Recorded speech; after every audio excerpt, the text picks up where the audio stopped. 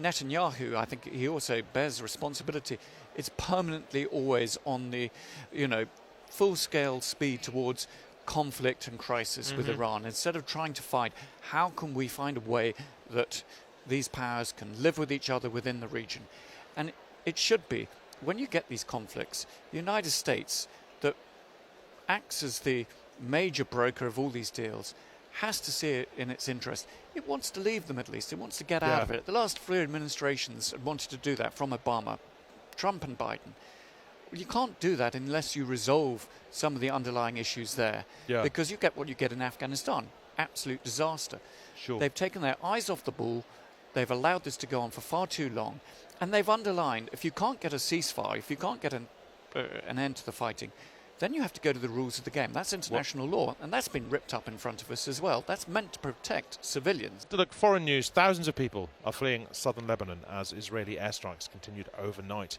Lebanese officials say that 492 people died yesterday, the deadliest day of conflict between Israel and Hezbollah since 2006. Hezbollah fired dozens of rockets towards northern Israel this morning. Most were intercepted, but there have been some damage to buildings, the IDF says. Chris Doyle is the director of the Council of Arab-British Understanding, and he joins me now here at Labour Conference. Chris, hello. Hi, Hugo. Thanks very much indeed for being with us. Foreign Secretary David Lammy has again called for a ceasefire. Is he doing enough? Is there any chance of a ceasefire? Is it a worthwhile thing to say?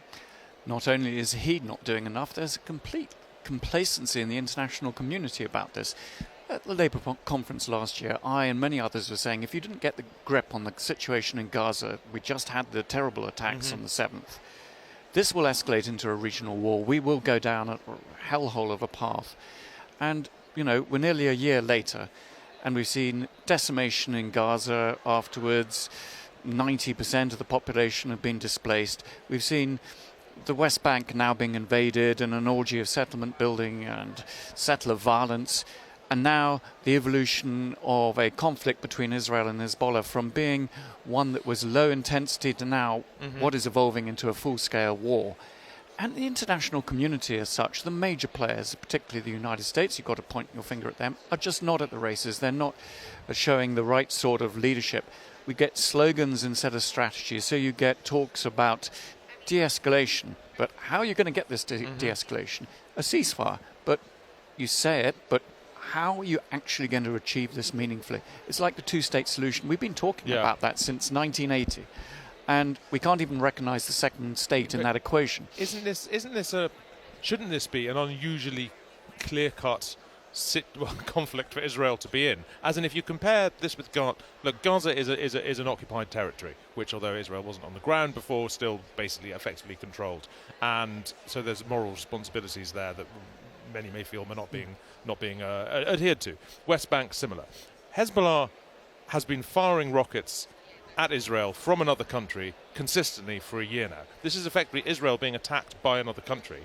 It is surely a reasonable thing when one country is attacked by another country for that country to eventually respond. I mean, isn't that how we should understand the situation? Not entirely, because it wasn't just an eventual response. They've been playing tit for tat. Yep. Hezbollah definitely bears a lot of blame for that and many things. Its role in Syria, for example, was appalling. There's no question about that. But rather than getting into sort of blame in all of this, I think Israel's very good at tactical successes and strategic failures. Yep. It's been since 1982. Israel invaded Lebanon. That's when Hezbollah came into existence, after that war.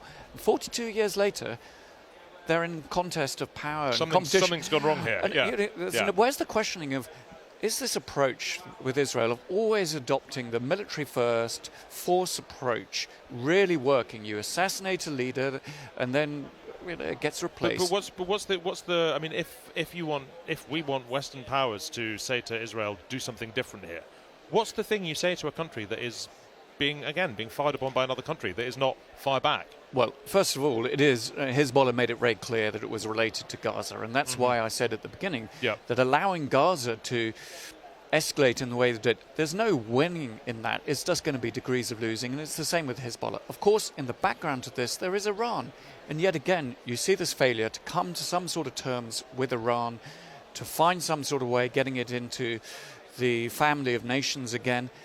And you see from Netanyahu, I think he also bears responsibility. It's permanently always on the, full-scale speed towards conflict and crisis with Iran. Instead of trying to find how can we find a way that these powers can live with each other within the region.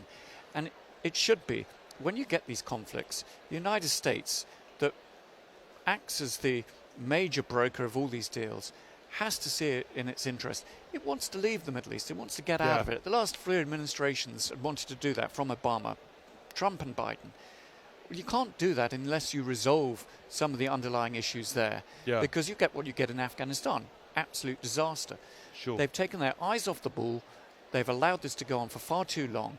And they've underlined, if you can't get a ceasefire, if you can't get an end to the fighting, then you have to go to the rules of the game. That's international law, and that's been ripped up in front of us as well. That's meant to protect civilians. To bring this directly back to conference before I let you go, given that there are multiple wars going on at the moment, Israel arguably is now involved in 2 wars. There's war in Ukraine, between Ukraine and Russia. There's almost no discussion really of foreign policy here at this conference. Why? What's happening there? This is a long-term trend. We've just been navel-gazing with our own domestic issues. The United States has done the same. The European Union is divided. And it's almost like what's happening internationally won't come and bite us. It's happening 2,000 miles away. It will. We saw before refugee crisis, the growth of extremism, chaos and disorder. It is not in our interest. And it's going to hit us economically. It already has. I mean, we've had shipping fired upon in the Red Sea. So this inertia, utter, historic, catastrophic diplomatic failure of major international powers is incredible. And Britain, this government, has got to get on top of it. It's got to make it a priority, and it's got to show some political courage. It's got to read the riot act to the players in the region and not just give them all a green light to continue in all of this. International law has got to matter, and that includes our friends, in that case Israel. Sure. And I think there's been a lot of criticism for the failure to hold Israel accountable for what it's doing. We sanction Hezbollah, we sanction Hamas, great, but we allow Israel to believe that it can do whatever it likes. That's a problem. Thank you very much, Chris Doyle. Chris is the director of the Council of Arab-British Understanding. Thank you very much, Chris. Now let's take a look at some of the other stories making the news this lunchtime.